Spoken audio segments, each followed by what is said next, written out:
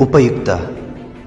ಇದು ಕಲಿಕೆಯ ಸಾಗರ, ಕಲಿಯುವ ಮನಸ್ಸಿಗೆ ಆಧಾರ, ಕಲಿಯುತ್ತ ನಲಿಯುವ ತಾಯಿ ನುಡಿಯ ಎಂಬಂತೆ ಎಲ್ಲ ಕುಲಕೋಟಿ ಕನ್ನಡಿಗರ ಪಾದಾರವಿಂದಕ್ಕೆ ಶರಣಾಗಿ ಕನ್ನಡ ಭಾಷೆಯನ್ನು ಕಲಿಯುವ ವಿದ್ಯಾರ್ಥಿಗಳಿಗೆ ಹಾಗೂ ಶಿಕ್ಷಕರಿಗೆ ಉಪಯೋಗವಾಗಲೆಂದು ಸಿದ್ಧಪಡಿಸಿರುವ ಒಂದು ಮಾಧ್ಯಮವೇ ಈ ಉಪಯುಕ್ತ.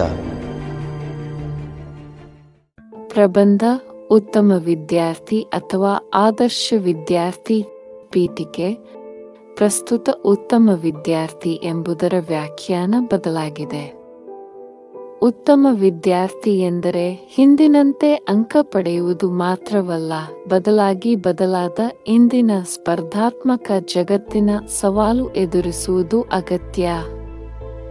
ಉತ್ತಮ ವಿದ್ಯಾರ್ಥಿ ಎಂದಾಗ ಪಾಠದಲ್ಲಿ ಮುಂದಿದ್ದು ಉತ್ತಮ ಅಂಕ ಗಳಿಸುವುದು ಎಂದಷ್ಟೇ ಅಲ್ಲ, ಬದಲಾಗಿ ಪಠ್ಯೇತರ ಚಟುವಟಿಕೆಗಳಲ್ಲೂ ಭಾಗವಹಿಸಿ ಉತ್ತಮ ಕೌಶಲಗಳನ್ನು ಅಳವಡಿಸಿಕೊಳ್ಳುವುದು ಅಗತ್ಯ. ವಿಷಯ ವಿವರಣೆ. ವಿದ್ಯಾರ್ಥಿಗಳಿಗೆ ಎಲ್ಲ ವಿಷಯಗಳ ಮೇಲೂ ಆಸಕ್ತಿ ಇರಬೇಕು, ಪ್ರಶ್ನಿಸುವ ಗುಣವಿರಬೇಕು. ಹಾಗಿದ್ದರೆ ಮಾತ್ರ ಉತ್ತಮ ವಿದ್ಯಾರ್ಥಿಗಳಾಗಲು ಸಾಧ್ಯ. ಉತ್ತಮ ವಿದ್ಯಾರ್ಥಿಗೆ ಉತ್ತಮ ಸಂವಹನ ಮಾಡುವ ಕಲೆ ಗೊತ್ತಿರಬೇಕು. ಸಂವಹನದಿಂದ ವಿಷಯಗಳನ್ನು ಪಡೆದುಕೊಳ್ಳಬಹುದು ಮತ್ತು ತಮಗೆ ಗೊತ್ತಿರುವ ವಿಷಯಗಳನ್ನು ತಿಳಿಸಬಹುದು. ಆದ್ದರಿಂದ ಉತ್ತಮ ಸಂವಹನ ಮಾಡುವ ಕಲೆ ವಿದ್ಯಾರ್ಥಿಗಳು ರೂಢಿಸಿಕೊಳ್ಳಬೇಕು.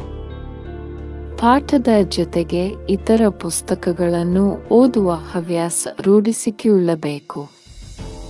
ಇದು ವಿದ್ಯಾರ್ಥಿಗಳಲ್ಲಿ ಸಾಮಾನ್ಯ ಜ್ಞಾನ ಹೆಚ್ಚಿಸಲು ಸಹಕಾರಿ. ಒಳ್ಳೆಯ ಹವ್ಯಾಸಗಳು ವಿದ್ಯಾರ್ಥಿಗಳನ್ನು ಉತ್ತಮ ವಿದ್ಯಾರ್ಥಿಗಳನ್ನಾಗಿ ಮಾಡುತ್ತವೆ. ಉತ್ತಮ ಹವ್ಯಾಸಗಳು ವಿದ್ಯಾರ್ಥಿಗಳನ್ನು ಸರ್ವ ರೀತಿಯಲ್ಲೂ ಬೆಳೆಸುತ್ತವೆ. ವಿದ್ಯಾರ್ಥಿಗಳು ತಮ್ಮ ಭಾಷೆಯ ಜೊತೆಗೆ ಇತರ ಭಾಷಾ ಕಲಿಕೆಗೂ ಆದ್ಯತೆ ನೀಡಬೇಕು. ಇದರಿಂದ ಜ್ಞಾನ ಹೆಚ್ಚಲು ಸಾಧ್ಯ. ಜೊತೆಗೆ ಕಲಿತಿರುವ ಭಾಷೆಯಲ್ಲೂ ಉತ್ತಮ ಪರಿಣತಿ ಅಗತ್ಯ. ಗೊತ್ತಿಲ್ಲದೆ ಇರುವ ವಿಷಯಗಳನ್ನು ಕೇಳಿ ತಿಳಿದುಕೊಳ್ಳುವ ಅಭ್ಯಾಸ ಮಾಡಿಕೊಳ್ಳಬೇಕು.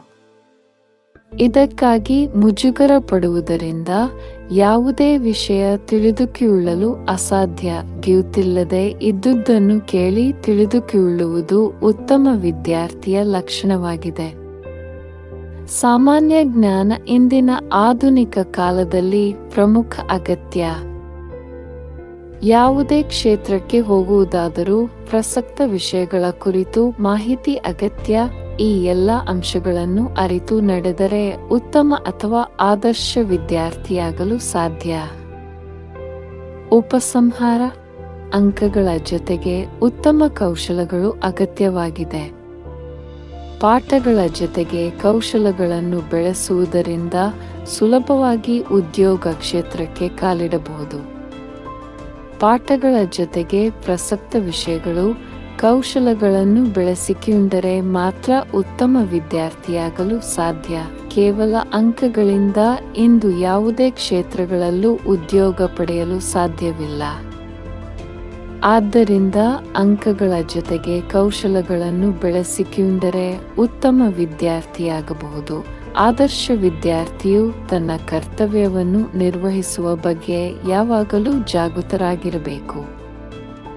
ಶಿಸ್ತಿನ ಜೀವನ ವಿದ್ಯಾರ್ಥಿಯನ್ನು ಪ್ರಗತಿಯ ಶಿಖರಕ್ಕೆ ಕೊಂಡೊಯ್ಯುತ್ತದೆ.